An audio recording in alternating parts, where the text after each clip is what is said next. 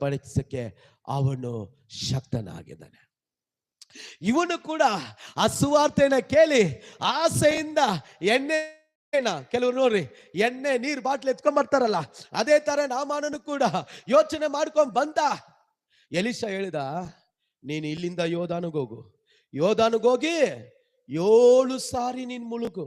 Hello ಸಹೋದರ ಸಹೋದರಿ, ಸೇವಕರು ಹೇಳಿದ್ರೆ ದೀಕ್ಷಾಸನ ತಗೋ ಅಂದ್ರೆ ದಯವಿಟ್ಟು ದೀಕ್ಷಾಸನಕ್ಕೆ ಒಪ್ಪಿಸಿಕೊಡು. ಹಿಂದೆಟಾಕ್ಬೇಡ. ಕುಷ್ಠ ಹೋಗುವುದಿಲ್ಲ, ಕಷ್ಟ ಹೋಗುವುದಿಲ್ಲ.